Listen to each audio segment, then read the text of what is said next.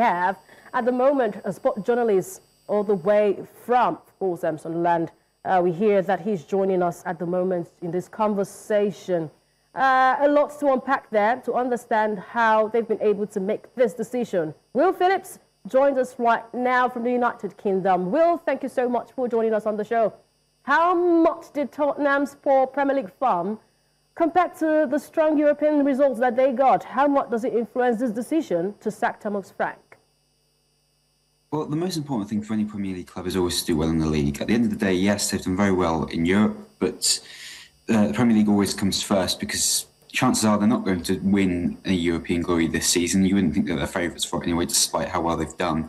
So you're relying on the Premier League to go how you want it to go if they want to ensure European football next season. So I think that the decision to sack Frank is just based off of that horrendous run of form they've been on in the Premier League. All right, to what extent did injuries and squad availability contribute to the team's struggle this season? Well, every club has to deal with injuries every season. We've seen it time and time and again. They spent quite well in the summer. I thought they had a pretty good transfer window. I would have expected them to handle the injuries they've had a little bit better, if I'm honest. But, you know, it's true. They have had quite a few issues there with suspensions as well. You know, you can only play the players that are available, and he has not had all of his players be available for much of the season. So there is some sympathy there. But at the end of the day, Tottenham has a big squad with a lot of quality. You think he could have done better.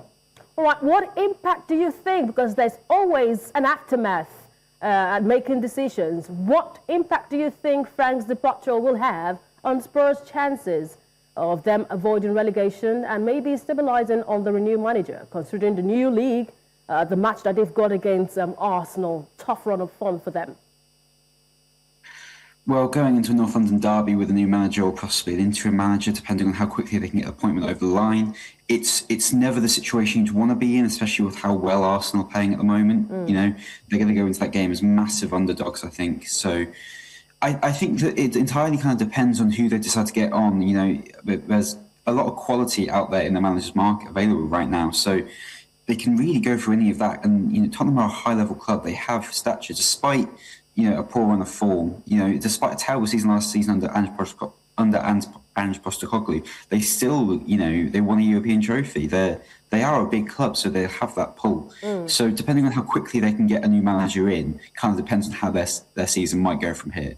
All right, we'll await what lies ahead for Tottenham Hotspur after making this huge decision to sack Frank.